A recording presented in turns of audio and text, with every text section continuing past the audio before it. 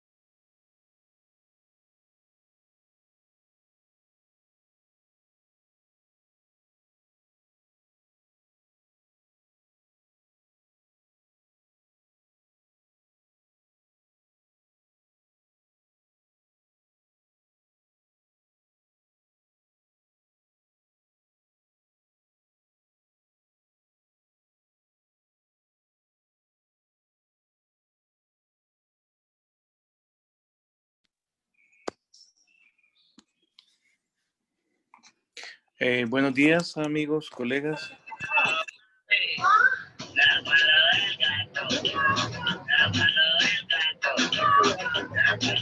Hay que apagar este audio.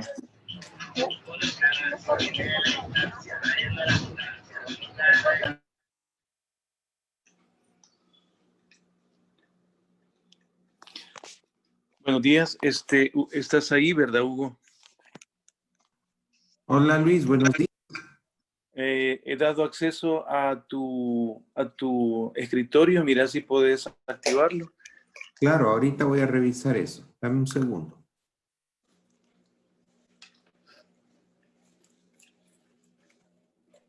O sea, ya me diste facilidad de compartir pantalla. Perfecto. Sí, ya te permití que pudieras activar la pantalla, sí. Dame un segundo.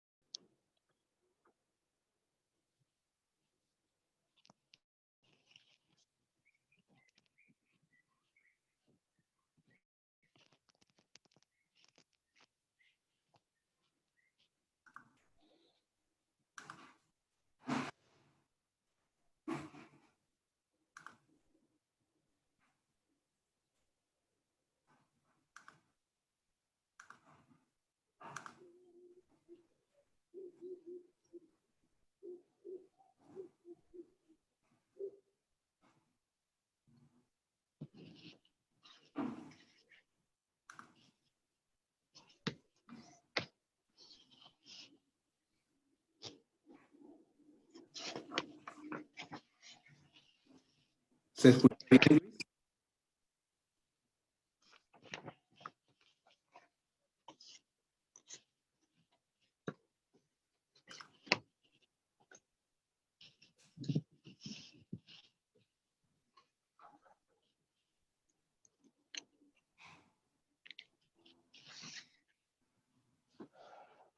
¿Me pueden confirmar si se ve la presentación? Sí se oye. Perfecto.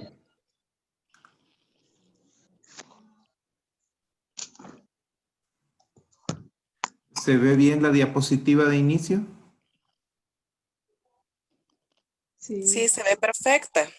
Perfecto, muy bien. Excelente.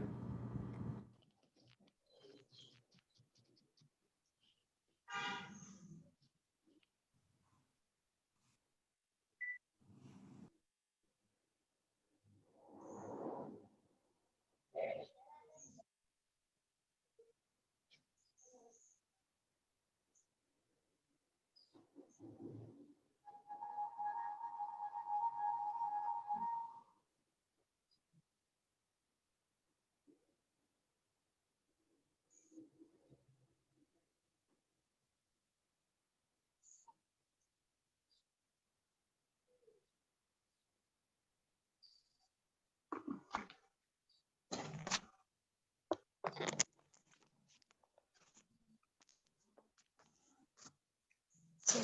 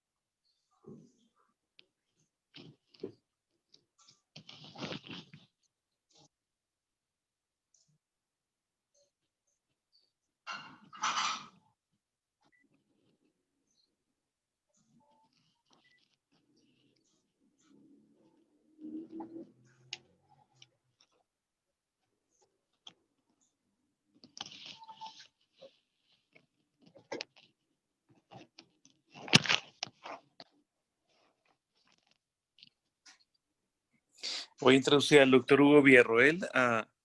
El doctor Hugo Villarroel es amigo personal, además es cardiólogo, ¿verdad? Graduado de doctorado en medicina de la Universidad Salvadoreña Alberto Maferrer, y además ganador de becas honoríficas durante su formación profesional entre los años 84 y 85. Además es internista, fuimos compañeros del posgrado de medicina interna en el Seguro Social, y luego el doctor hizo estudios de cardiología en el Hospital Ignacio Chávez, donde también se formó en ecocardiografía. Además del doctor, tiene una extensa actividad académica y trabajos publicados y publicados ya durante su ejercicio profesional activo, que es una cosa muy difícil, y ahora tiene pues una actividad privada al 100%, pero aún así tiene actividades científicas activas año con año, y más recientemente pues tiene también actividades literarias. Es speaker de muchas casas comerciales, ¿verdad? Que sería su disclose, que ahora vamos a comentar, pero no tiene implicaciones actualmente, conflictos de interés en esta ocasión, ¿verdad? Porque no está patrocinado por ninguna casa comercial. Tiene un libro de hipertensión que es el que estamos promoviendo en esta ocasión, que es una actividad académica pues muy importante, del cual todos deberíamos de tener este libro y revisarlo con periodicidad, pero no solamente a nivel académico, sino también a nivel literario también. El doctor cuenta con una pues actividad paralela literaria que nace después de sus múltiples facetas multidisciplinarias, ¿verdad? Que él activamente tiene. Así es que para mí es un honor tenerte aquí, ¿verdad?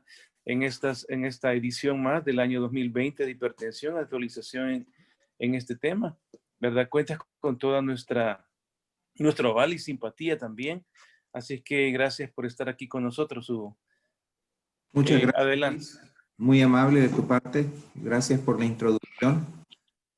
Me siento honrado de poder formar parte de este grupo de médicos que se preocupa por la educación médica continua, y testimonio de ese agradecimiento, de sentirme tan tomado en cuenta, es la preparación de este curso de hipertensión arterial orientado al internista, pero con implicaciones múltiples.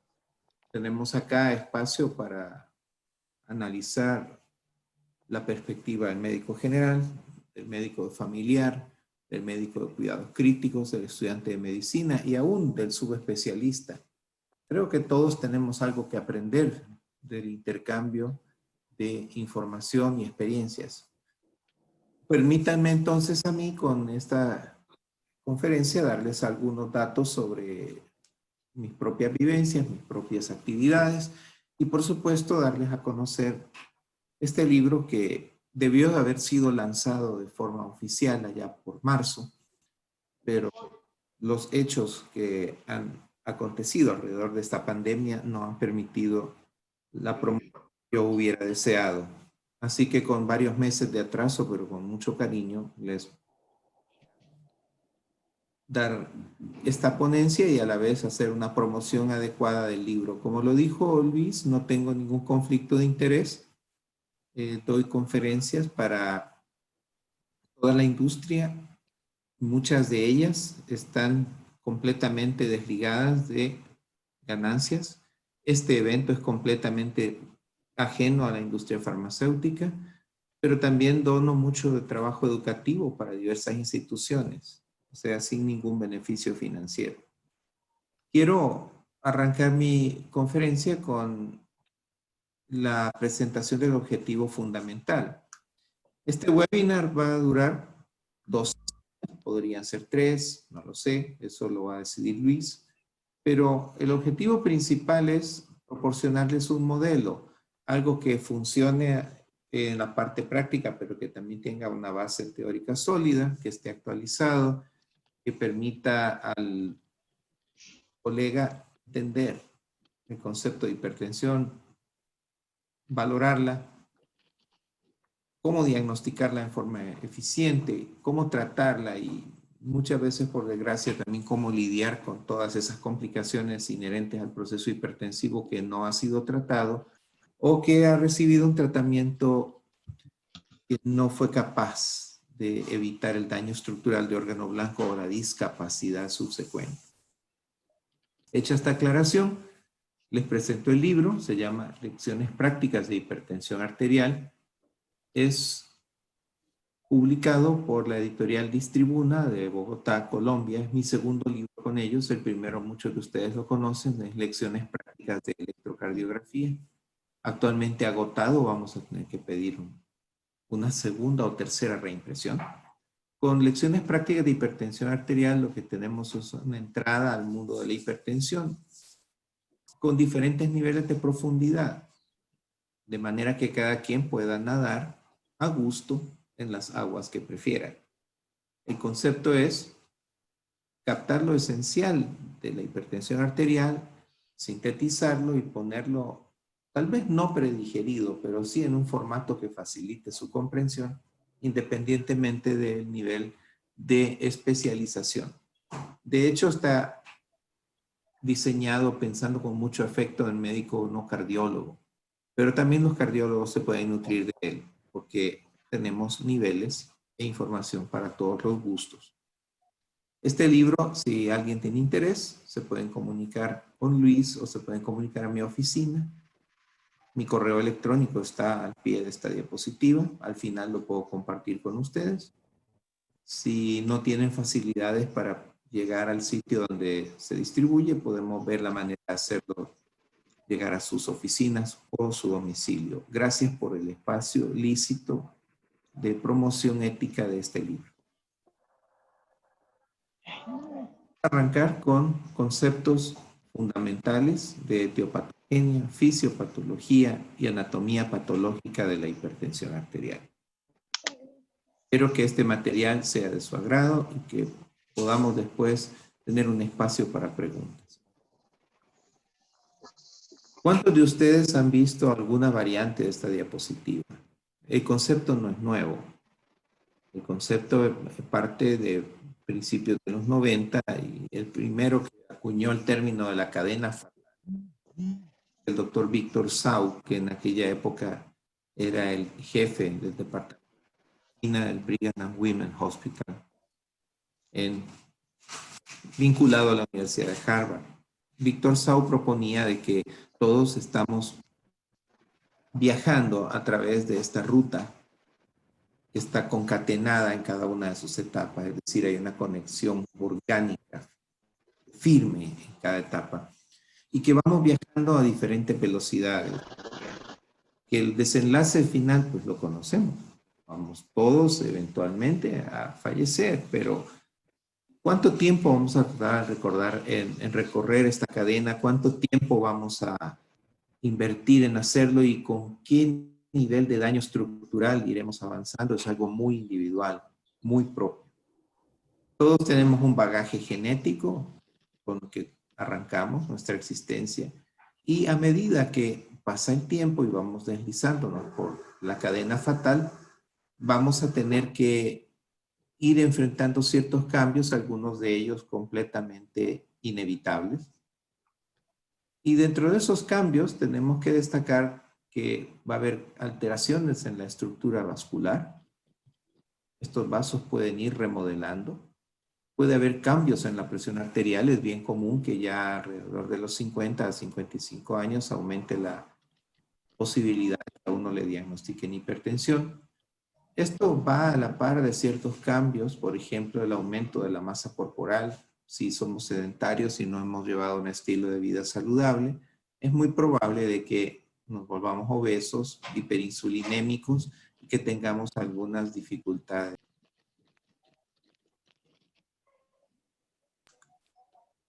Ahora bien,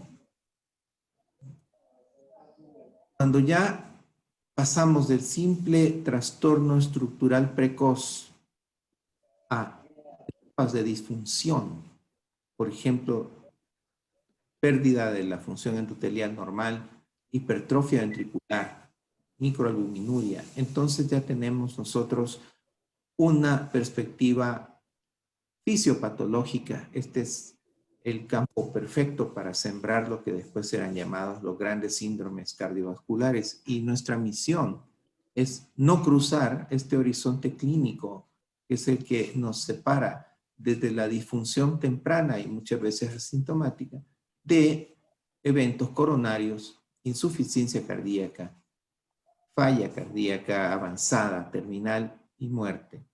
Y todo en realidad dependerá de qué tan capaces fuimos de cuidar estos órganos blancos. Quizás el órgano blanco más importante es el endotelio, porque está en todas partes. Pero macro, anatómicamente, cerebro, retina, grandes vasos, corazón y riñón son, por cierto, los órganos clásicamente llamados blancos.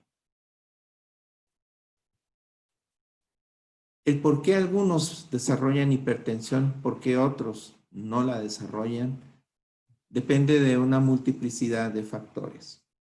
Algunos son los factores genéticos inherentes a cada individuo. Hay una cantidad creciente de ellos que generan que algunas personas tengan un metabolismo de sodio que no sea muy amigable con la presión arterial, que otros tengan hiperactividad del sistema renina-angiotensina-aldosterona, que otros tengan mayor tono simpático. Pero también hay otros factores que involucran más de un gen, los llamados poligenes, y uno de esos casos más interesantes es el de la obesidad. Tenemos también los factores llamados poligenéticos y los llamados epigenéticos. Aquí la influencia del medio ambiente es clara. En el factor epigenético estamos haciendo referencia a todos aquellos elementos que son ajenos al bagaje individual, pero que pueden modularlo. Aquí interviene la dieta, lo que comemos y algunos estilos de vida. Todo esto podría tener influencias, tal vez no completamente aclaradas, pero que podrían explicar la aparición de hipertensión a veces en edades muy tempranas. La historia comienza aquí, es en el endotelio. El endotelio constituye sin duda el órgano más grande del organismo. Todos decíamos que la piel, otros decíamos que el hígado, pero el endotelio está en todas partes y básicamente puede pesar hasta 7 kilos en un individuo determinado. Así que en esta fábrica de sustancias de acción local, de acción cercana y de acción a distancia, es decir, que tiene capacidades autocrinas, paracrinas y endocrinas, allí se está gestando toda esa lucha o ese intento de mantener el balance entre las fuerzas que llevan a la vasoconstricción versus vasodilatación, a la agregación plaquetaria versus la antiagregación, que llevan al predominio de proliferación de células versus un efecto antiproliferativo, efecto trombótico versus antitrombótico. Es una visión simplista, hasta cierto punto inspirada en conceptos como el yin y el yang, el bien y el mal, calor, frío, luz, oscuridad, son dicotomías, pero en la realidad el endotelio es un sistema que está balanceándose constantemente para poder mantener el flujo sanguíneo en todos los tejidos, garantizar que cada célula reciba el aporte. Y esta delicada monocapa celular es la responsable de tan gran tarea. La mayor parte de lo que nos interesa para hablar de hipertensión en realidad no depende de los grandes vasos como la aorta o de las arterias de conducción. Toda la historia se está escribiendo en la microcirculación, que se define como aquellos vasos que tienen menos de 100 micras de diámetro, es decir, a nivel arteriolar. Estos vasos de un grosor de pared apenas de 20 micras, en donde predomina el músculo liso en vez del tejido elástico, que tiene una cantidad promedio de colágeno. Aquí es donde se está regulando el tono vascular, y esto es fundamental para el control de las resistencias vasculares periféricas. Si se fijan, estamos dando una presentación bastante gráfica y no textual. Y si se fijan más, van a ver que al pie de cada diapositiva aparece la referencia del libro. Todas las imágenes que ustedes ven acá son parte del libro. Y las estoy compartiendo con ustedes para que tengan una idea de cuál es el contenido de este texto. Así que todo lo que ven acá es forma integral de este texto de hipertensión arterial. Así que volvemos al concepto. Es la microcirculación la clave de todo el proceso fisiopatológico de la hipertensión crónica. Por supuesto, antes de llegar a lo micro, nosotros tenemos la capacidad de ver lo macro y no podemos entender el mecanismo de cómo se genera una presión hidrostática que permite a la sangre llegar a todas partes si no conocemos algunos elementos fundamentales de física a nivel de bombeo cardíaco y el efecto de amortiguación de los grandes. Si recordamos nuestra época de física, y me refiero al bachillerato, no todos recordamos con mucho gusto esta área, aunque a mí siempre me gustó bastante. La fuerza se define como la masa por la aceleración, y a su vez la aceleración depende de un factor velocidad contra tiempo. Entonces, cuando hablamos de la fuerza o la capacidad de hacer un trabajo que tiene el ventrículo izquierdo, nosotros necesitamos tomar en cuenta cuánta masa de sangre está siendo bombeada en cada latido, a qué velocidad por unidad de tiempo. Entonces, a esto nosotros le llamamos ímpetu o momentum, que es una relación fuerza-velocidad o fuerza-tiempo, depende cómo lo enfoquen. Pero al final lo que determina esa potencia para poder bombear depende de las condiciones propias del músculo cardíaco, pero también depende de las propiedades físicas de la pared de la aorta. Si la aorta es rígida, calcífica, va a tener más dificultades el corazón para vaciarse. Si el corazón tiene hipertrofia severa, o está dilatado, o tiene fibrosis, va a tener más dificultad. Entonces, la masa sanguínea debe cruzar por el tracto de salida del ventrículo para ser bombeada hacia la circulación en cierto volumen por unidad de tiempo, lo que llamamos el gasto cardíaco. Y mucha de la velocidad que alcanza esa sangre en el tracto de salida depende de esa fuerza ventricular que resulta difícil de medir.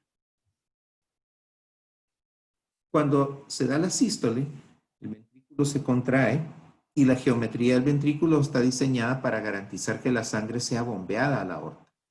La aorta es un vaso relativamente elástico, amortigua esa presión, muy alta en algunos casos.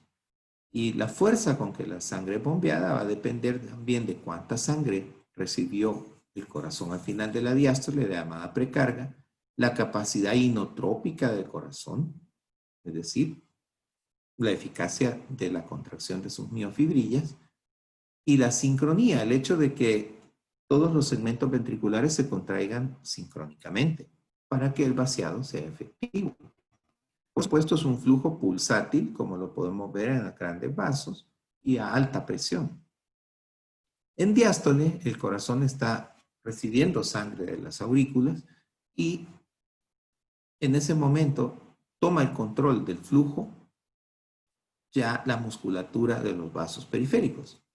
Se amortigua a nivel de aorta esa onda de pulso tan intensa y el flujo empieza a distribuirse por un gradiente de presión, en donde de mayor vaso, mayor presión, a vaso más pequeño con menor presión.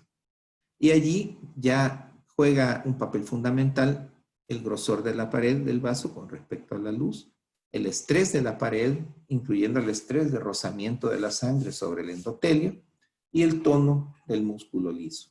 Tanto así que ya a nivel capilar, el flujo no es pulsátil, sino que es continuo. Y las presiones son bajas. A nivel capilar, menos de 10 milímetros de mercurio. Recuerden que a ese nivel los vasos son frágiles, prácticamente solo tienen endotelio y una lámina basal, y allí los eritrocitos deben ponerse en fila y hasta deformarse para pasar de uno en uno. Así que estamos hablando de presiones extremadamente bajas. El vaso, como les decía, requiere de estas condiciones para ser efectivo como un sistema conductor. Hay un estrés que causa el frote de la sangre contra la pared y hay una relación en la estructura del grosor de la pared con respecto al lumen. Ya vieron que estos vasos tienen aproximadamente 50 micras de calibre y la pared tiene alrededor de 20 micras de grosor. Y hay un tono del músculo liso que es el que genera esa resistencia periférica. Entonces, al final lo que nos interesa es que al hacer un corte seccional del vaso, cómo está ese radio del lumen con respecto al grosor de la pared. Y eso va a variar si la circulación de cierto tejido requiere un aumento especial. El vaso se va a relajar, el lumen aumenta su diámetro, el flujo mejora. Por supuesto, en condiciones de un endotelio sano, un estrés de rozamiento adecuado y una buena relación pared-lumen. Y por supuesto que el tono del músculo liso sea el correcto. En los hipertensos, el estrés de rozamiento es excesivo, la relación pared-lumen es deficiente y el tono miogénico está aumentado. Es decir, ya en reposo aún, en condiciones relativamente estables, los vasos del hipertenso están relativamente más contraídos de lo adecuado y esto se debe a disfunción endotelial crónica. Factores como la longitud del vaso o la viscosidad de la sangre juegan un papel, pero son menos importantes. Y al final todo depende que se logre generar este gradiente de presión para que la sangre pueda fluir en forma eficiente. Cuando llevamos todo a una visión más grande, resulta ser que nuestra famosa presión arterial depende de muchas cosas. Por supuesto, todos recordamos la fórmula que presión arterial es gasto cardíaco. El gasto depende de tener un buen volumen sistólico y una buena frecuencia. La frecuencia depende de un buen sistema de equilibrio entre el simpático y el vago, que a vez influye en la capacidad contráctil. Necesitamos un ventrículo sano, intacto, para que esta reserva de contracción sea correcta. Y los retornos venosos son cruciales para el volumen sistólico, tanto como la función contráctil. Y esto depende de las presiones intratorácicas y de la volemia. Por el lado de la resistencia vascular, ya hablamos del papel del radio del vaso y el área de corte seccional del lumen. El tono miogénico, por supuesto, fundamental. Y quisiera que se fijen en esta pequeña figurita, porque precisamente a esto vamos a referirnos un poco después, esa relación pared-lumen que parece ser tan importante. Si se fijan, este grosor de la pared es, y que lo estamos representando con la letra H, es mucho menor que el radio del vaso. Si nosotros aumentamos el grosor de la pared y el radio del lumen disminuye, la dificultad para la circulación va a ser mayor y la contracción del músculo liso va prácticamente a obliterar el vaso. Y en un endotelio disfuncional y un músculo liso hiperreactivo, como ocurre en los hipertensos, esto puede llevar a que toda circulación a nivel de microvasos pueda cesar. Y esto puede llevar a disfunción orgánica. Es obvio. El factor resistencia vascular depende del calibre del vaso. Y cuando nosotros hacemos cambios en ese grosor de pared con lumen, las resistencias se elevan a la quinta potencia. Entonces es crucial mantener nuestras arterias sin alteraciones estructurales. Lo que quiero que sepan es que los vasos están remodelándose, es decir, cambiando su relación lumen-radio de forma continua. Y esto se ve mucho más en hipertensos. Es más, personas que van a ser hipertensas, y lo sabemos en retrospectiva, ya tienen alteraciones en el grosor parietal vascular antes de tener presión alta. Es decir, los cambios musculares a nivel de la arteriola no dependen de que la presión está muy alta y por eso se hipertrofian. Es exactamente lo contrario. Primero es el cambio vascular. Lo sabemos porque se ha hecho biopsias de arteriolas en gente joven, hijos de hipertensos, que ya tienen alteraciones estructurales en ausencia de elevación de la presión arterial. Es decir, que cuando vemos las cifras altas, ya estamos en una fase avanzada de la enfermedad. Cuando ya hay un cambio en la estructura vascular, lo que llamamos remodelado. Y cuando remodelamos nuestra casa, pues todos estamos felices, la estamos poniendo más bonita. Pero cuando remodelamos corazón o vasos sanguíneos es mala noticia, porque ya la estructura que tienen es la mejor posible evolutivamente. Y cualquier cambio en esa estructura podría llevar a disfunción. Como hay factores de tipo genético y epigenético, vale la pena que analicemos los perfiles fisiopatológicos del hipertenso. Vamos a imaginar 3 pacientes distintos, 3 escenarios diferentes, 3 mecanismos fisiopatológicos. Imaginemos que, ya que se pone de moda para ciertas cosas ponerle nombre, ¿se acuerdan que Pedro se volvió famoso en las... Supongamos que el paciente número 1 se llama Juan. Y Juan tiene 3 sistemas que pueden llevarlo a desarrollar hipertensión. Uno es su sistema renina-angiotensina-aldosterona, otro es su metabolismo hidrosalino y otro es el sistema nervioso simpatoadrenal. Pues resulta que Juan tiene mucha hiperactividad del sistema renina-angiotensina-aldosterona, casi no tiene problemas con el sodio y su sistema simpático es normal. Estos pacientes, por supuesto, tendrían un mejor suceso, o sea, serán tratados con mucha más eficiencia si usamos un bloqueador del sistema renina-angiotensina como un IECA o un ARA2. El paciente 2 lo vamos a llamar Mateo. Y Mateo tiene una hiperactividad simpática. Es joven, hiperdinámico, eléctrico, taquicárdico, tiene sudoración de manos, siempre de las manos y los pies fríos. Es un hiperproductor de catecolaminas. Su retención hidrosalina patológica es casi inexistente y tiene un sistema renina-angiotensina-aldosterona normal. Este modelo de fisiopatología va a responder, por supuesto, mucho mejor a un inhibidor adrenérgico como un beta bloqueador que a un ARA2 o a un diurético. Y por último vamos a mencionar a Marcos. Marcos es el paciente 3 y como ven tiene una enorme preponderancia del sistema de retención hidrosalina, anomalías del metabolismo del sodio a nivel renal. Y este paciente, claro que le va a ir mucho mejor con un diurético, porque su sistema simpatoadrenal es normal y tiene muy pobre expresión del sistema renina-angiotensina-aldosterona. Pues cada uno de nosotros tiene su propio perfil fisiopatológico.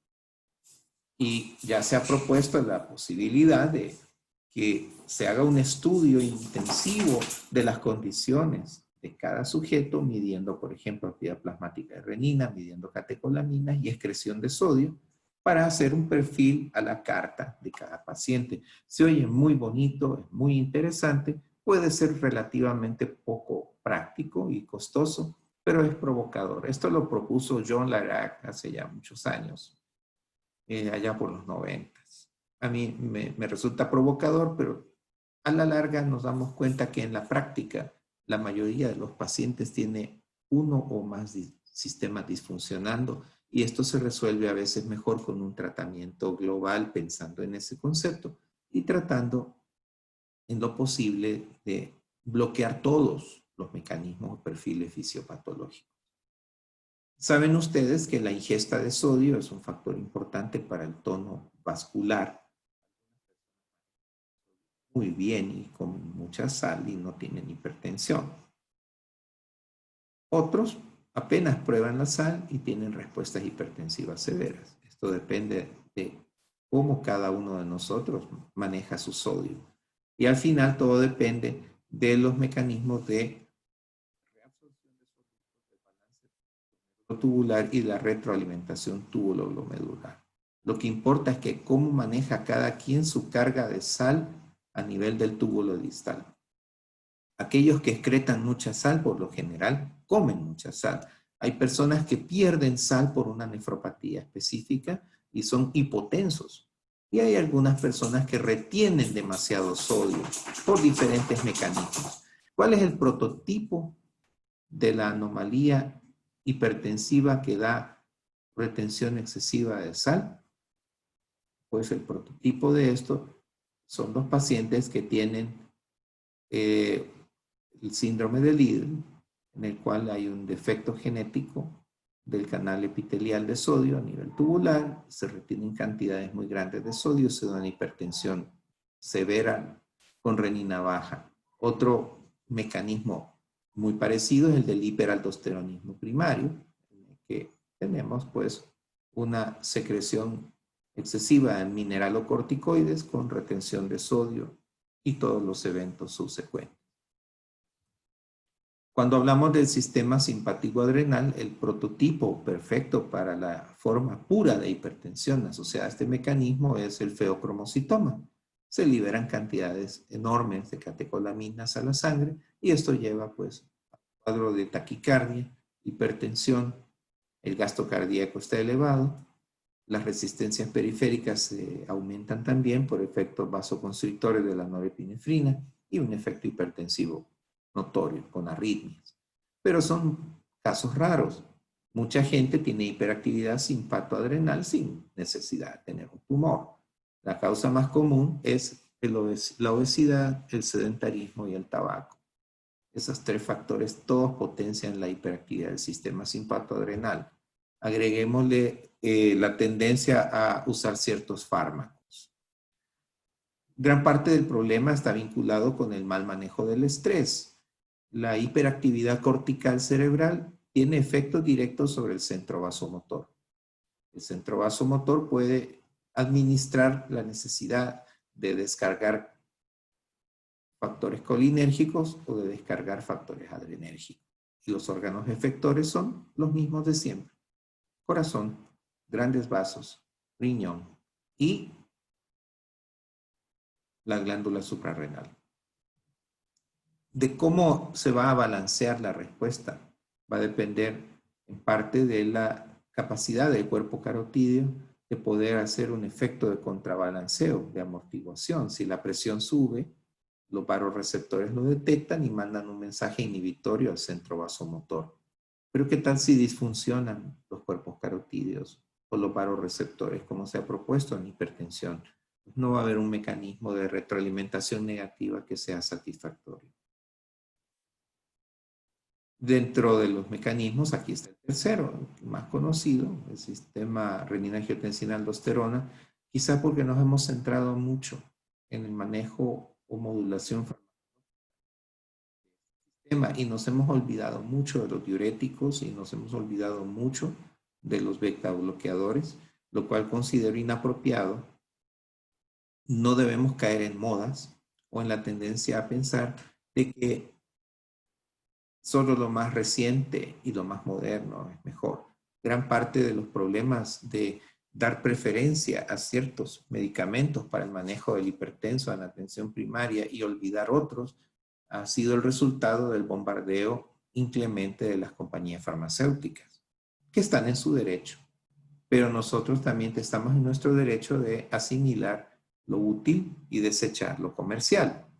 Y cuando yo pregunto a los colegas médicos que me envían pacientes con hipertensión para manejo más especializado, ¿con qué lo están tratando? El 90% le está dando un ARA2. Y entonces yo me pongo a pensar, ¿será que nos hemos olvidado de los antiguos amigos con que nos formamos hace años? Nuestros viejos conocidos, los diuréticos y los beta bloqueadores. ¿Será de que el concepto de que la morbimortalidad aumenta cuando se emplean los medicamentos inapropiados y la presión no se controla rápido? Yo considero que cada paciente tiene un universo interior propio y debemos analizar con más cuidado. Este sistema se basa en el concepto necesario de poder rescatar agua, sodio y aumentar presión arterial ante situaciones agudas, por ejemplo, una hemorragia, o ante situaciones en las que pueda haber alteración de la integridad endotelial y por alguna razón predomine una respuesta vasodilatadora grave, como ocurre, por ejemplo, en los estados sépticos. Entonces, a partir de los precursores ya conocidos, se sintetiza angiotensina 2, que es el efector que va a los receptores específicos ubicados en todas partes. Recuerden que está el factor de la famosa enzima convertidora de angiotensina y la ECA2, que se ha vuelto famosa por COVID. Antes nadie hablaba de ella, solo la tocábamos en los eventos, pero ahora todo el mundo habla de ECA2. El punto es que la actividad de ECA2 es para contrabalancear a la ECA, es el hermano bueno de la ECA. Bueno, por supuesto, en conceptos, para hacerlo simplista, se libera a través de su intervención otras angiotensinas con un efecto modulador. Por supuesto, la angiotensina 2 como efector final es responsable de desbalances en la relación de factores que llevan a la producción de radicales libres, se genera estrés oxidativo, el endotelio disfunciona y todos los precursores de una buena función endotelial como el óxido nítrico, la bradiquinina, la prostaciclina empiezan a quedar en déficit. Se expresan moléculas de adhesión, aumenta la actividad de la ECA tisular y a través de otros factores locales que no podemos detallar, al final empieza a dispararse la producción de proteína C reactiva, receptores oxidados para LDL oxidado, interleucina 6, factor necrosis tumoral, metaloproteinasas, endotelina 1, PAI1, tromboxano 2, prostaciclina F2 alfa, factor de transformación, de crecimiento beta, y todos ellos son socios de una especie de consorcio criminal que lleva a vasoconstricción inapropiada, remodelado vascular progresivo, inflamación crónica de baja intensidad, ateromatosis o trombosis. Esto es un verdadero crimen organizado contra el endotelio. Esa es la realidad. Y por supuesto, de eso a los grandes síndromes cardiovasculares hay solo un paso. Y volvemos a mostrar los mismos órganos blancos, que son las mismas víctimas propiciatorias de siempre. Los grandes síndromes que vamos a mencionar son los eventos cerebrovasculares, los eventos coronarios, la falla cardíaca crónica y la enfermedad renal crónica. Recuerden el vaso del hipertenso. El vaso del hipertenso es un vaso estresado, remodelado, que ha perdido distensibilidad. Y sus redes capilares se están cada vez volviendo menos densas. Hay un proceso de rarefacción. El vaso, como consecuencia de estos cambios, rígido, menos complaciente. La velocidad de la onda de pulso aumenta. Cuando hay más rigidez, el vaso permite que la onda de pulso que viaja por su pared lo haga más rápido. Y en los sitios donde el vaso se bifurca, hay un choque, hay un rebote, y ese rebote de presión que va a través de la pared se encuentra con el rebote de presión del siguiente latido, y eso se llama fenómeno de aumentación. Y la consecuencia final es un aumento de la presión de pulso. Y créanme, la presión de pulso es el principal marcador de quién va a sufrir daño estructural y quién no. Así que el proceso va del vaso sano, la relación pared-lumen, y luego eventualmente a la oclusión funcional de los vasos y a la rarefacción de las redes. Y estas son las dos líneas de lo que estamos viendo más a menudo. Tenemos la evolución de la aterotrombosis con angina inestable, infartos, muerte súbita o desarrollo de insuficiencia cardíaca por remodelado cardíaco, que a la vez también desemboca en muerte súbita o en muerte por falla.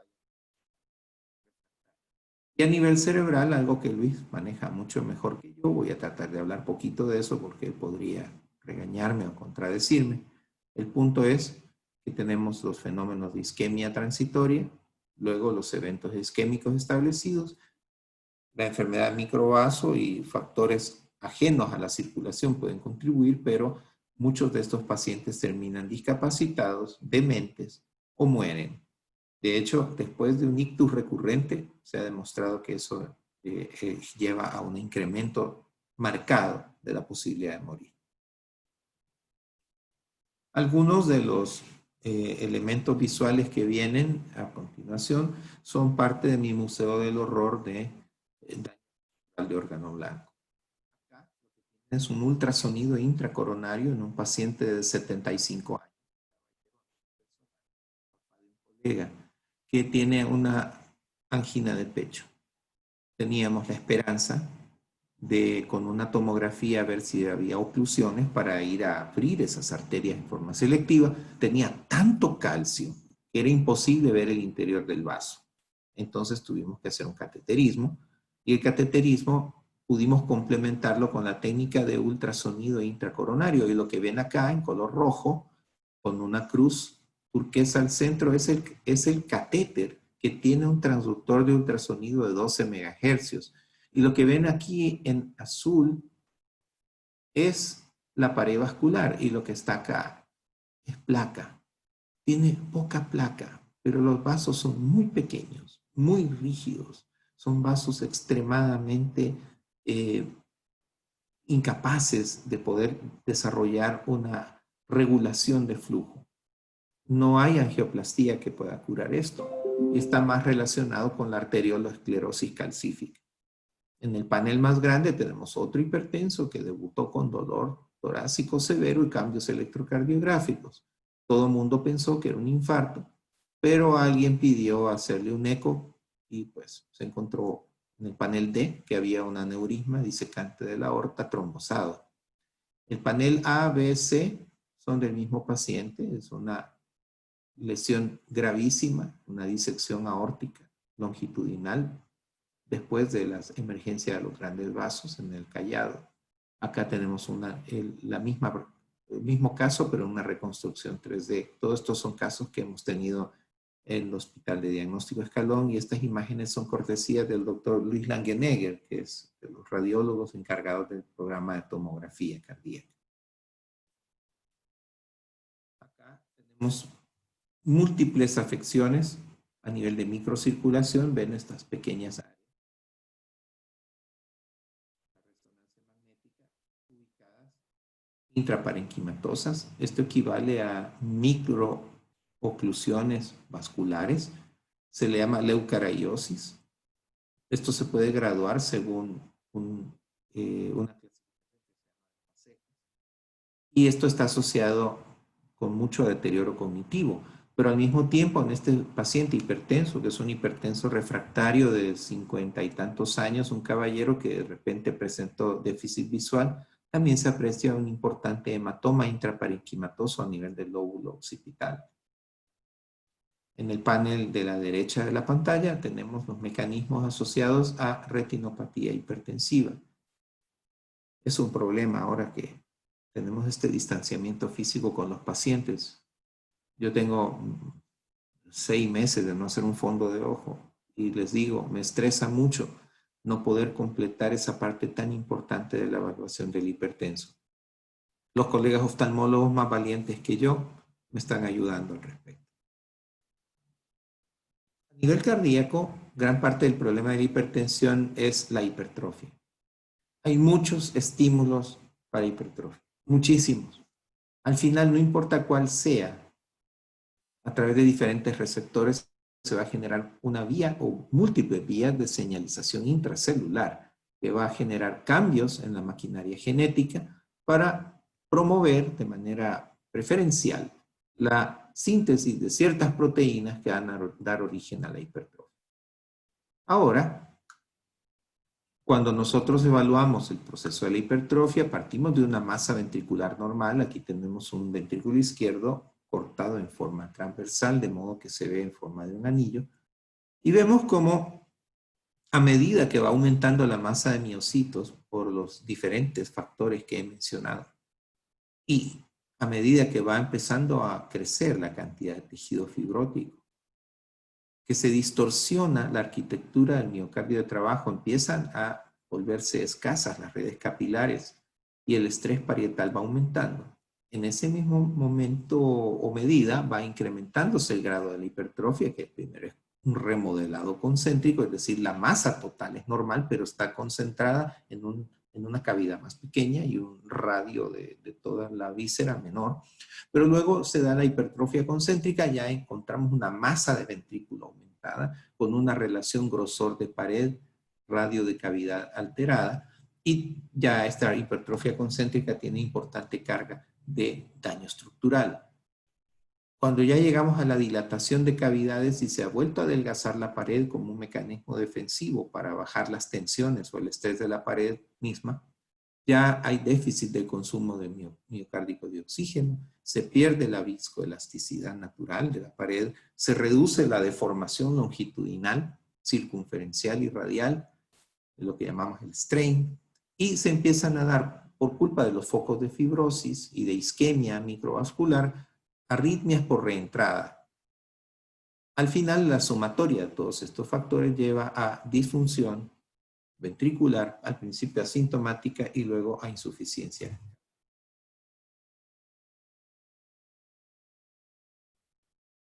Cada uno de estos patrones tiene su propia gracia para el cardiólogo. Sin embargo, quiero solo mostrar un elemento. ¿Cómo trabaja el corazón? En un paciente normal y sano, el trabajo sistólico se mide a través de fórmulas de ecocardiografía. Por cada centímetro cuadrado sobre el cual se genera una presión, el ventrículo izquierdo está generando ese trabajo de 51.4 gramos. Cuando se empieza a remodelar, la eficacia del trabajo cae, es decir, que la eficiencia de la bomba se empieza a deteriorar. Y en la hipertrofia excéntrica todavía cae un poco más, en la concéntrica. Ya cuando se dilata el ventrículo, el trabajo incrementa de una manera terrible, pero esto, que ya es aproximadamente 4 veces más, es un trabajo que debe ser ejercido por fibras enfermas. Entonces quiere decir que ya el ventrículo claudica y por eso se dan los grandes síndromes de falla ventricular refractaria a todo tratamiento.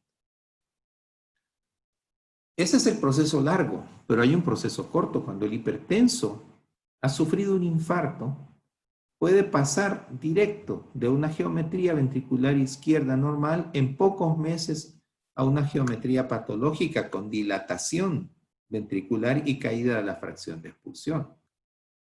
Eso puede tomar años, pero cuando hay un infarto miocárdico, puede ser en cuestión de meses que lleguemos a estos niveles de alteración.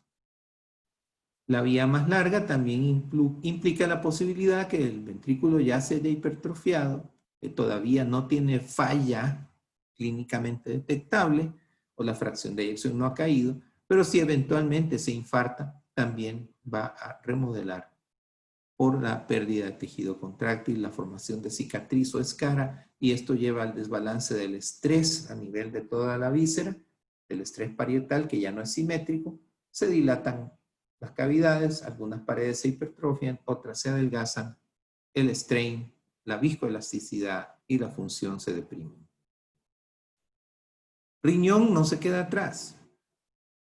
Es importante recordar que la presión capilar rara vez llega a 10 milímetros de mercurio, excepto en los glomérulos, donde las presiones hidrostáticas en la arteriola aferente intraglomerular y en la arteriola eferente pueden llegar a ser a 60 a 70 milímetros de mercurio. Y estos son penachos de capilares, es decir, están sometidos a un estrés de pared que probablemente sea 10 veces superior al de cualquier otra red capilar. Por eso el riñón es tan vulnerable a los efectos de una hipertensión no controlada. Gran parte del problema depende de la presión dentro de este glomérulo y la hipertensión intraglomerular es un factor crucial que depende de cuánto flujo está entrando al glomérulo y esto a su vez es una variable dependiente del calibre de la arteriola aferente y cuánto flujo está siendo expulsado del glomérulo y depende a su vez de las condiciones de la arteriola eferente. Con los calcioantagonistas, nosotros dilatamos la arteriola aferente, pero no tenemos efectos en la eferente. Entonces sobrecargamos de volumen el glomérulo y por eso se ha visto que el uso exclusivo de ciertos calcioantagonistas en alta dosis puede bajar muy bien la presión, pero puede causar también cierta proteinuria. Si usamos un IECA o un ARA2, tenemos efecto tanto en la arteriola aferente como eferente, o sea, se da ese efecto combinado, y lo bonito es usar el IECA con el calcio antagonista o el ARA2 con el calcio antagonista y de esa manera trabajar las dos arteriolas. Lo importante al final de la historia es que se mantenga la presión intraglomerular normal. Y eso es muy difícil cuando se es obeso e hipertenso. Les quiero hacer la invitación a que a cada uno de sus pacientes con algún daño estructural renal tomen la molestia de categorizarlo según su tasa de filtrado glomerular teórica y según el grado de excreción proteica. Así que un individuo sano no podría tener una tasa de filtrado menor de 60, ya 60 lo ideal es más de 90 o hasta 90, pero aún podemos nosotros decir que está libre de enfermedad renal crónica, que se mantenga arriba de 60 y que no exista una alteración de la excreción de la relación de albúmina-creatinina, pero a medida que vamos excretando más proteínas y que vamos bajando el filtrado, el paciente va entrando en otros niveles de daño renal. Esto sería bueno que lo tuviéramos siempre en cuenta, porque si no estamos categorizando a los pacientes, después les recetamos AINES, antibióticos en dosis no corregidas para la función renal, anticoagulantes en dosis no corregidas para la función renal, y nos vemos en problemas. Y esto ha sido un factor esencial de por qué muchos pacientes con COVID que se han automedicado con antiinflamatorios han tenido problemas renales, aparte de otros sistemas comprometidos. Voy a dedicar los últimos minutos de mi ponencia a la sección 2. Recuerden que las partes relacionadas con el tratamiento van a ser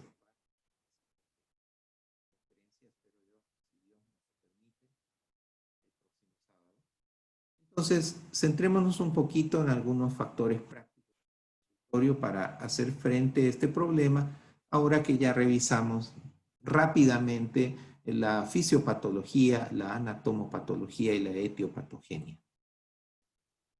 5 puntos vamos a ver muy rápido y los vamos a ampliar, se los prometo, en la próxima sesión que tengamos. Primero, la importancia de la historia clínica. Segundo, el compromiso de medir correctamente la presión arterial. Tercero, un buen examen físico, que es la parte que estamos fallando en este momento. La mayoría de personas que está haciendo consulta a distancia o teleconsulta debe prescindir del examen físico. Y aunque ya estamos en apertura, eso no quiere decir que la gente no se está enfermando. Y muchos colegas siguen enfermando por ese cercano contacto físico durante la pandemia. Cuarto, laboratorio. Ellos son los grandes ganadores de la pandemia.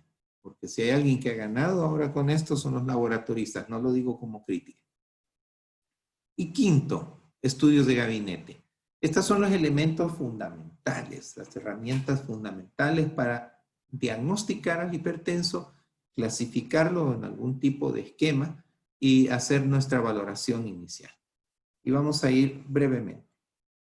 No olvidar la importancia del motivo de consulta. No olvidar preguntar por los 6 síntomas cardiovasculares. Disnea, dolor torácico, palpitaciones, síncope, edema, claudicación. No puede haber una historia clínica que no confirme o descarte la presencia de esos 6 síntomas. Factores prohipertensivos. Trabaja de noche, se desvela, es roncador, es obeso. ¿Ha tenido eventos previos? Muchas veces nosotros le decimos al paciente, después de una larga evaluación y historia y exámenes muy bonitos, digo, bueno, nuestro objetivo es evitar que le dé un infarto. Doctor, ya tuve 2. Pero no me comentó usted eso al principio. Bueno, no me lo preguntó, doctor. Así que preguntemos si ha habido algún evento cerebral que haya sido confirmado por un médico, si ha habido un evento coronario, si alguien o algún doctor ha citado la posibilidad de una falla cardíaca o una enfermedad renal crónica. Los pacientes tienen a veces más información de la que ellos mismos creen saber. Hagamos la evaluación por sistemas. Lista exhaustiva. Vamos de cabeza a los pies preguntando. Antecedente del sistema nervioso central, tiroideos, broncopulmonares, cardíacos, digestivos, hígado, riñones, sistema endocrino, sistema genitourinario. Por favor, músculo esquelético, hemato-oncológico. Si no tenemos las comorbilidades, no vamos a dar un buen manejo integral. Y que por favor el paciente saque todo lo que tiene en el botiquín. Necesitamos saber a la perfección todo lo que toma. ¿Cuáles son sus hábitos higiénicos y de dieta? Lo que come y lo que no come. ¿Cuántas veces? ¿Cómo lo hace? ¿Cómo prepara sus alimentos? Su condición socioeconómica. El factor cultural. ¿En qué trabaja? Uno de nuestros profesores más queridos, el doctor González García, cuando pasábamos visita en la unidad de cuidados intermedios y críticos, lo primero que nos preguntaba, ¿cómo se llama el paciente? Para no terminar hablando de la cama 32, sino que de una persona, de un ser humano. Y la segunda pregunta, ¿en qué trabaja? Si no tenemos esa información, nuestra historia es tristemente incompleta. Alergias e intolerancias a comidas y a fármacos. Cirugías que han sido de tipo mayor o relevante o que van a hacerse a corto plazo y la historia familiar. Nunca nos vamos a cansar de insistir en la importancia de la historia. Presión arterial debe ser medida de forma correcta. Los requisitos son, pueden medirla en las posiciones que quieran, cuantas veces quieran, pero no puede faltar una toma de presión con el paciente sentado, de preferencia 5 minutos en la misma posición. En esta posición con los pies apoyados en el piso, las manos y sus brazos apoyados cómodamente, la espalda con un respaldo cómodo, el tensiómetro, el manguito a la altura del corazón, el brazo en la posición adecuada, que es esta. Nunca poner al paciente con un brazo en una posición antifisiológica, sino en una posición cómoda y relajada. El manguito tiene su ciencia, hay que ponerlo bien, hay que ajustarlo bien. La persona que lee, ya sea una columna de mercurio o que esté leyendo algún tipo de esfigmomanómetro, debe tenerlo a la altura justa de sus globos oculares, no muy abajo, no muy arriba, para evitar errores de paralaje. No redondeen a 10, redondeen a 2. Es decir, no me gusta que los pacientes, todos tienen 130, 80, 140, 90. No veo pacientes con 134, 96. Redondeen a 2. Inflen despacio. Desinsuflen más espacio. Tomen la presión más de una vez si hay duda. Vean en la primera consulta cuál de los brazos tiene mayor presión para usar siempre esa. Y tengan el cuidado de verificar que todo esto se cumpla para que las tomas de presión sean las correctas. Si no, no vamos a estar haciendo una buena práctica. Hay más factores a considerar, pero el tiempo me obliga a ser conciso. Cuando tengamos las cifras, tenemos que hacer algo. Y esas cifras varían según los reportes que nos dan los expertos. Hace poco la Sociedad Interamericana de Cardiología lanzó sus propias guías. Yo sigo trabajando con las americanas y europeas. Vean el concepto de la nueva normalidad, nada que ver con COVID esto.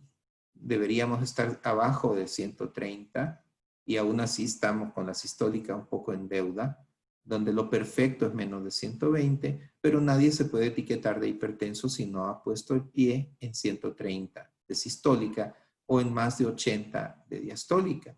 Entonces, esta clasificación tan inclusiva de los estadounidenses, en donde ya un paciente con 130, 80, ellos lo clasifican como hipertensión. Eso quiere decir que 2/3 partes de los adultos salvadoreños ya son hipertensos.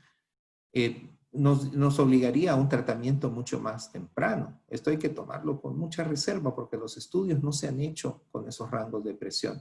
Y ya en nuestro famoso 140-90 se vuelve un estadio 2. Eso es complicado.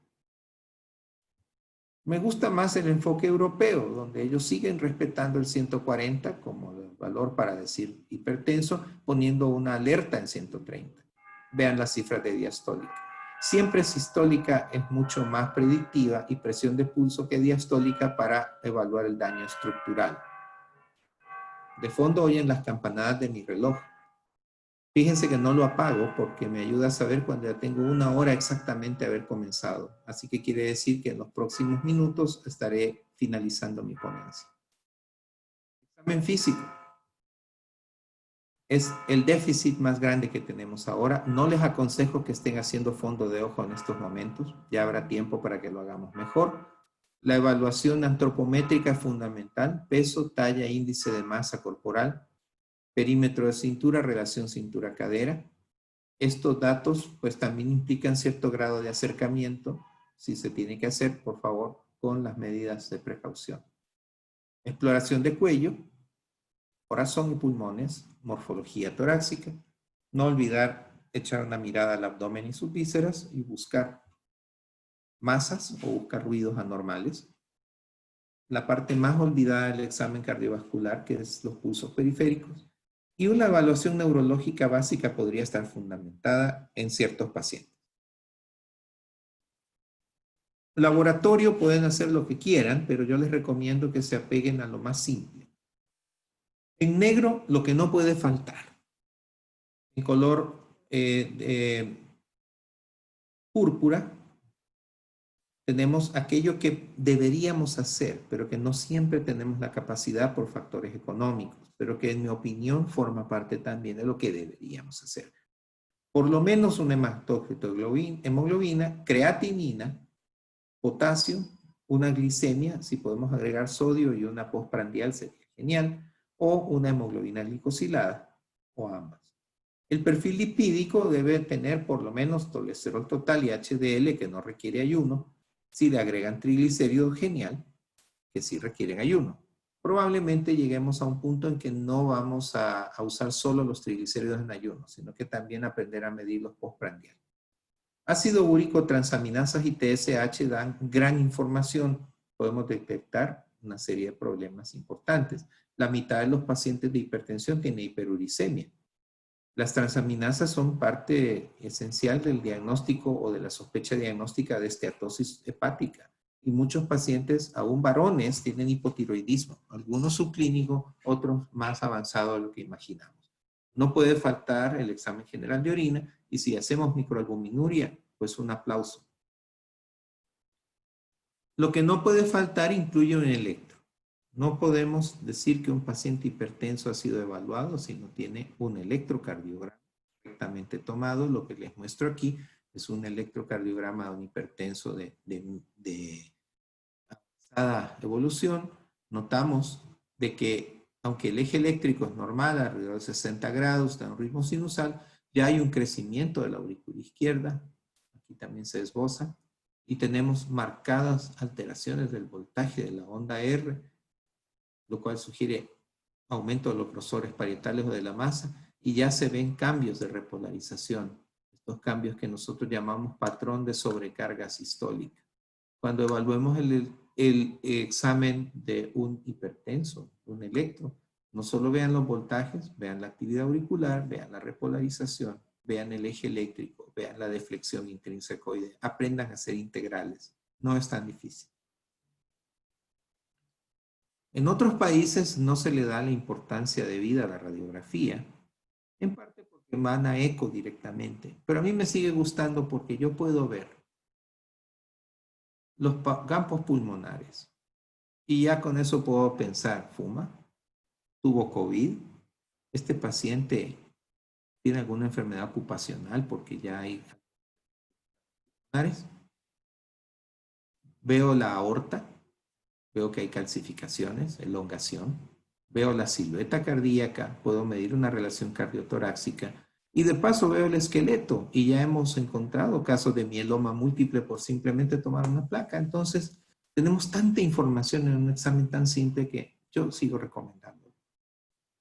A veces esto es lo que permite ante una compañía aseguradora justificar el siguiente paso, que sería un eco. El otro factor que les invito a considerar: monitoreo ambulatorio de presión arterial. En Europa nadie puede ser etiquetado de hipertenso sin un mapa. Y vean que hay sorpresas. Tenemos, por ejemplo, el mapa, vean la zona sombreada en celeste, es la época de la hora de dormir, el momento del sueño, que hay pacientes en que dormidos les va peor con su presión arterial. Y esto es, por ejemplo, en los roncadores crónicos con apnea obstructiva.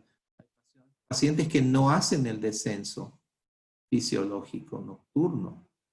Son los llamados non-dipper. Esta gente tiene mal pronóstico, puede desarrollar daño estructural cardíaco y cerebral más temprano, y renal.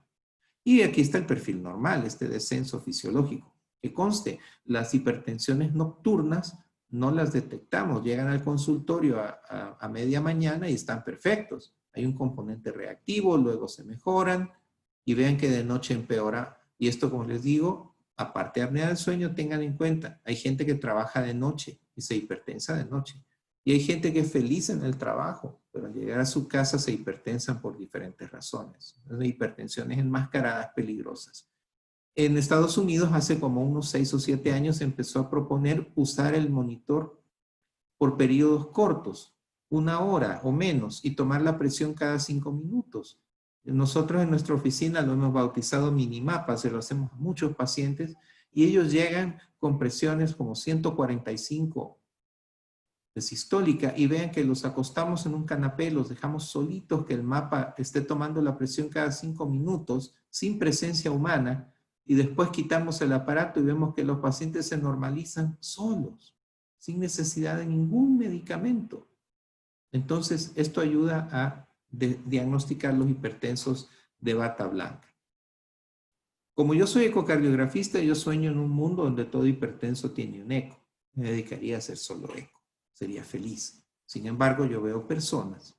No hago juego de video toda mi vida, me dedico a ver personas. Y el eco es una herramienta fundamental porque nos permite ver la cardíaca y el estado de los grandes vasos. Invaluable. Con esto llegamos al final de la sección 1 de nuestro curso de hipertensión y quisiera primero agradecer su atención. Veo que los ponentes que entraron se mantuvieron, nadie se me escapó, es un privilegio poder tener una audiencia tan selecta. Y ahora me voy a silenciar para darle espacio a nuestro coordinador, moderador y hombre especialmente encargado de la educación médica para internistas y otras hierbas, Luis Ernesto González Sánchez. Si no se ha levantado por un café o algo, no, ya vi que encendió. Me silencio, gracias Luis y gracias a todos. Vamos a pasar a la sección que ustedes crean conveniente si hay preguntas. Bueno, hay una pregunta con respecto a dietas. Sobre todo, una pregunta que... Dieta cetogénica, pero quizás aprovechemos dietas cuando tú ves pacientes por primera vez. Me imagino que con todo lo que hemos hablado te consumirá, bueno, la experiencia a uno le va dando lo más importante, pero no te quedará chance en la primera sesión para hablar de dieta, o sí te queda oportunidad. Se te ha ido el audio. Se te ha ido el audio, Hugo. Siempre hay una buena oportunidad para hablar de dieta, Luis. Siempre. Lo que pasa es que tenemos en la sección 2, en la parte 2, el próximo sábado, todas las estrategias de abordaje para diagnóstico especializado y terapéutico.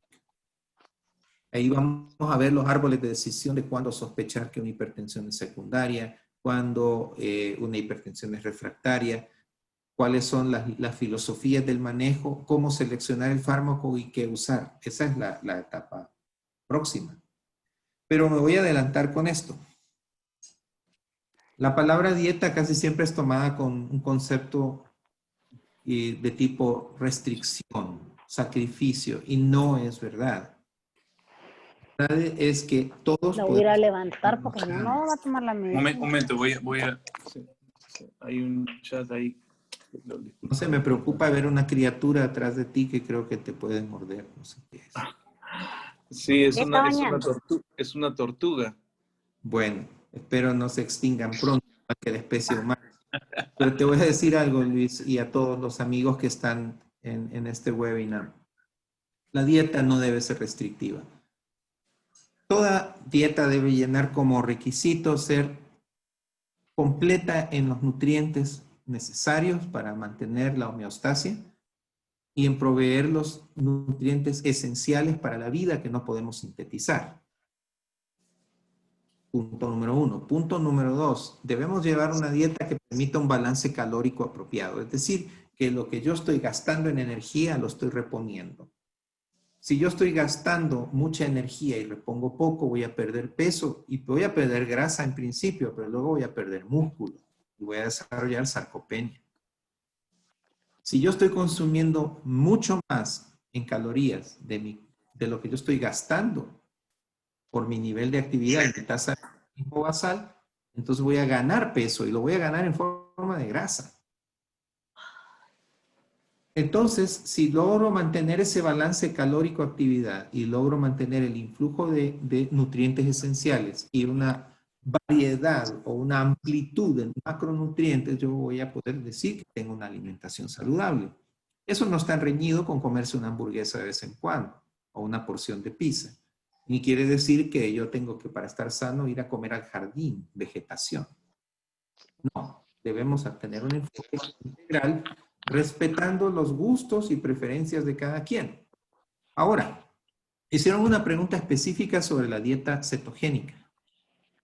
La dieta cetogénica puede estar justificada en ciertos casos, pero debe ser supervisada por un profesional, no por un youtuber o por un cibernauta.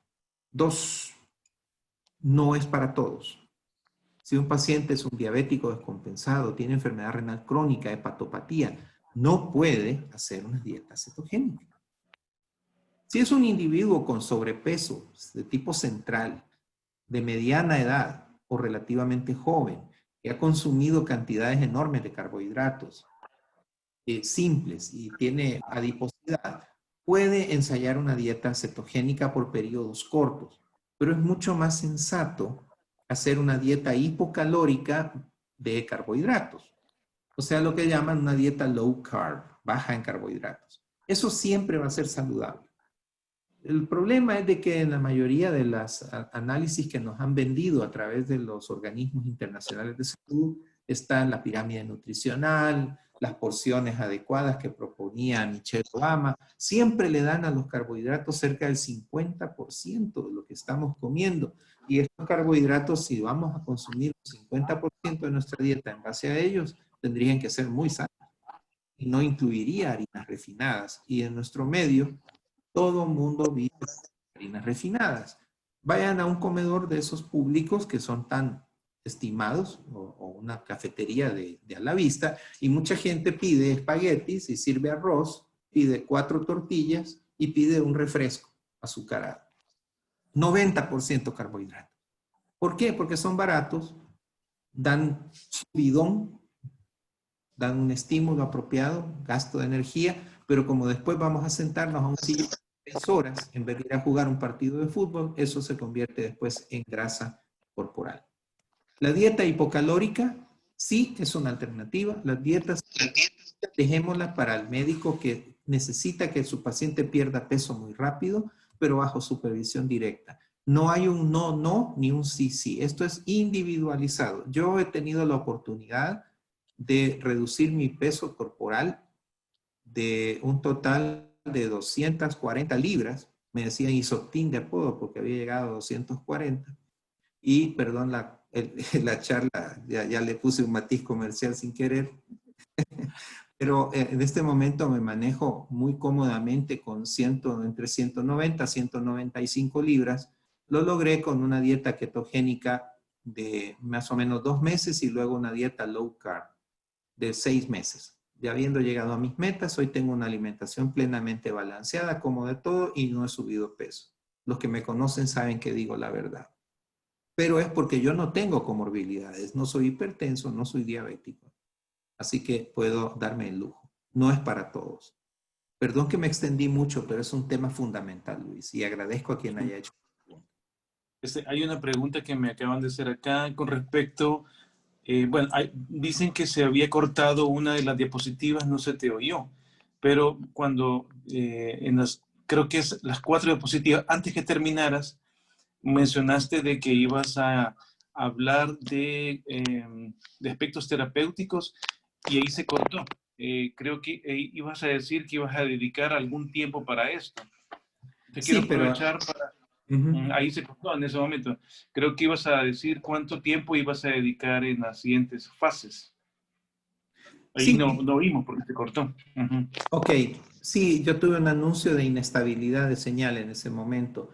Lo que quiero reforzar es lo siguiente, que en esta primera etapa me iba a fundamentar en los conceptos sobre hipertensión arterial de fisiopatología, daño estructural de órgano blanco, y me iba a enfocar mucho en la estrategia básica del consultorio, para en la siguiente etapa ya penetrar en las estrategias de manejo y sobre todo pues la parte de farmacología. Y la idea de todo lo que hemos hablado hoy es darle sustento a lo que vamos a hacer en la próxima. Sí. Estamos bombardeados por la industria, Luis.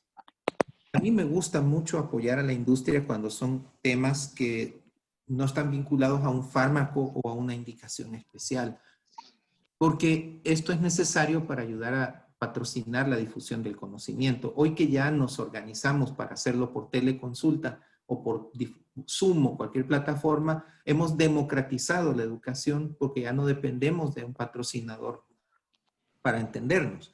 Sin embargo, la industria ha tenido un desmedido interés en obligarnos a recetar ciertos grupos de fármacos y nos ha satanizado o demonizado a otros. Es cierto que el atenolol ya no es un buen medicamento. para hipertensos. Es tal vez de última línea. Pero también es verdad que hay otros beta bloqueadores que son fantásticos para manejo de hipertensos y a veces en primera línea. Todo esto ha venido cambiando y depende mucho del mercado. Entonces necesitamos dedicar a la terapéutica un módulo completo. Hay una pregunta aquí.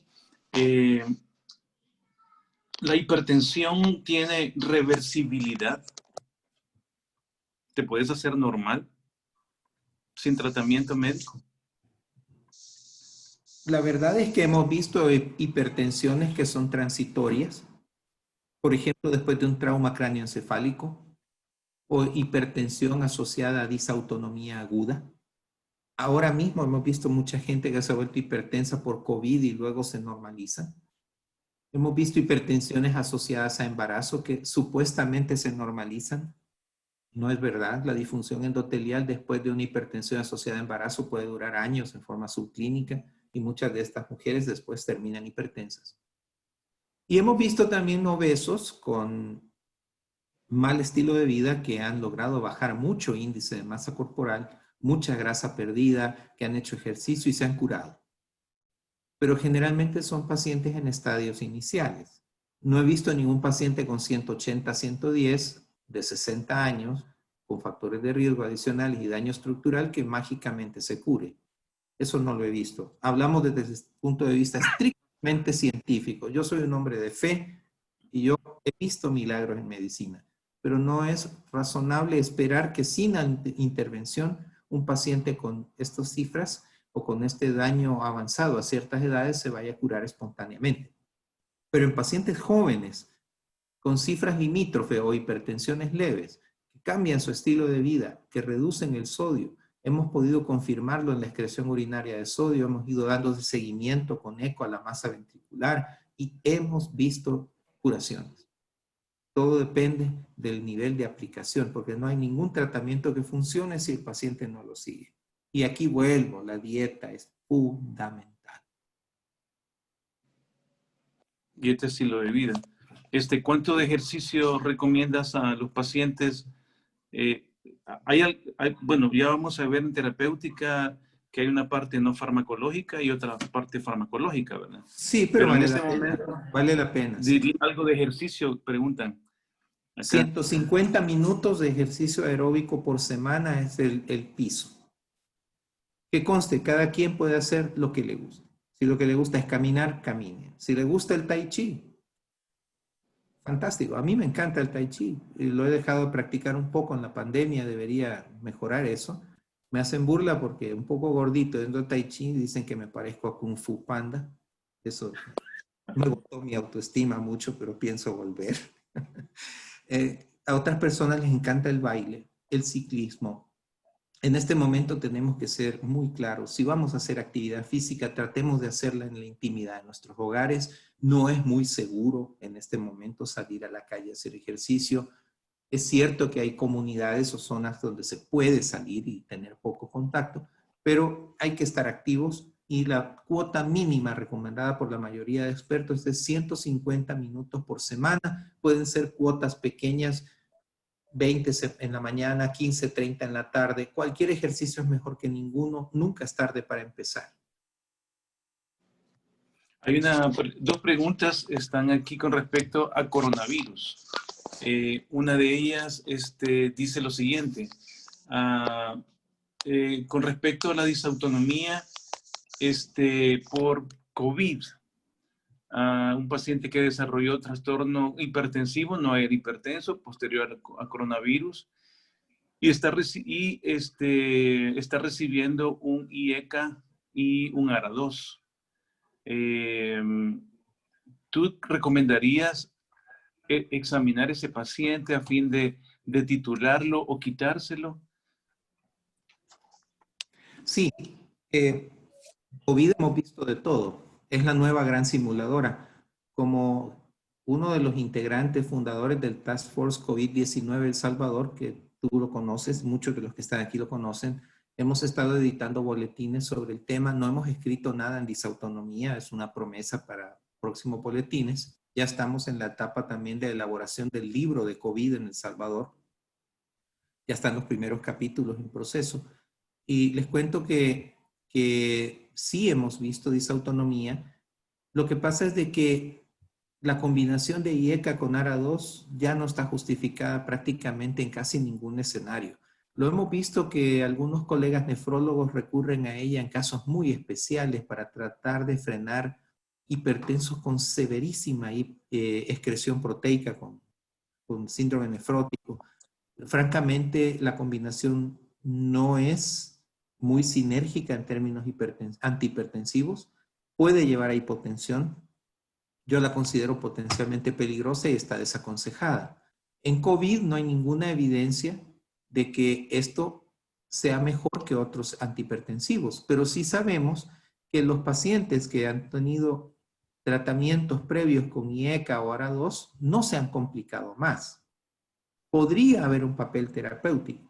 Lo que pasa es que cada vez que movemos una pieza en el tablero del ajedrez de la terapéutica, dejamos descubierta una casilla.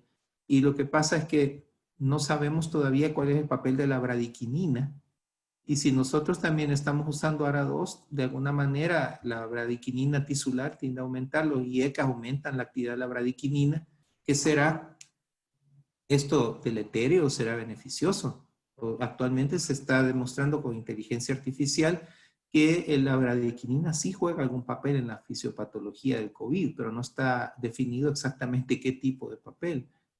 Todo es especulativo. Yo aconsejaría que si un paciente post-COVID está hipertenso persistentemente, después de la etapa aguda de COVID, ya en recuperación sigue hipertenso, debe tratarse como cualquier otro hipertenso, pero deben recordar que si le dan un IECA y el paciente tiene tos, esto puede generar cierta confusión. Y algunos pacientes que pueden estar recibiendo broncodilatadores, si le damos un beta bloqueador, puede tener también cierta interacción. Entonces hay que ajustarse al perfil de cada paciente. No sabemos si va a ser duradero o no. Hemos visto más taquicardia postural. Yo he visto ya varios spots, Luis. No sé si tú has visto taquicardia postural ortostática post-COVID. Pero yo ya he visto 2 o 3. Sí, hemos hecho un estudio autonómico ahora que hemos regresado y encontramos una paciente con POTS. Sí, yo tengo pacientes con POTS agudo, gente que nunca había tenido nada y de repente tienen taquicardia postural. Pero el caso comentado, que por cierto tú lo evaluaste también. Sí, hay un paciente que tenemos que se ha estado quejando. Pero ha ido mejorando. Esperamos que esto también sea un estado transitorio. Entonces, da esperanza porque hemos también visto que muchas de las lesiones cardíacas y pulmonares también tienden a mejorar. Así que podríamos esperar que el sistema autonómico, que depende del sistema nervioso central, pues también tenga mejoría. Y recuerden que la disautonomía en COVID es efecto directo sobre el sistema nervioso central, tal como la pérdida. El olfato no se pierde porque se lesiona la mucosa nasal, es un ataque olfatorio. Entonces, esto requiere más estudio e investigación. Hay una pregunta más y que va a ser la última, por cierto, porque ya nos pasamos los 20 minutos que siempre dedicamos. Con respecto al diagnóstico del paciente que tiene siempre que lo examinas, tiene 130/80, ¿verdad? Y entonces, todas las veces que lo examinas, anda en ese valor. ¿Qué harías tú con ese paciente? Bueno, primero que nada le preguntaría por qué me está consultando. Mucha gente consulta porque cree ser hipertenso, otros porque tienen síntomas, otros por chequeo, otros por morbilidades distintas. Si un paciente está constantemente en la frontera de lo que llamaríamos presión normal alta, yo debería de ser un poco más profundo y haría un mapa. ¿Por qué? Porque si el paciente siempre llega a la misma hora, en condiciones similares, y se toma la presión con el mismo doctor y con el mismo tensiómetro, no esperemos cosas diferentes. Pero ¿qué tal si este paciente de 130/80, que llega temprano al consultorio, luego va, ha pedido permiso ese día, llega a la oficina, lo reciben con mala cara, hay una reunión, llega tarde, lo regañan, ya tiene 170, 90. Y a la hora del descanso está en 120, 70, pero luego llega a la casa, la mujer lo regaña, la hija le dice que quedó embarazada y el hijo le dice, mira, yo reprobé el año escolar y entonces tiene 200, 120. Y es roncador crónico y está haciendo fibrilación atrial en la noche. Entonces yo a estos pacientes, cuando hay duda razonable, pongo un mapa. Y ahí podemos hacer un muestreo de la vida 24 horas del paciente o 48 si quieren, pero que sea un día estándar, no se lo pongan un domingo. Pónganselo un día de semana. Y si él dice, doctor, hoy fue un día peor que nunca, maravilloso.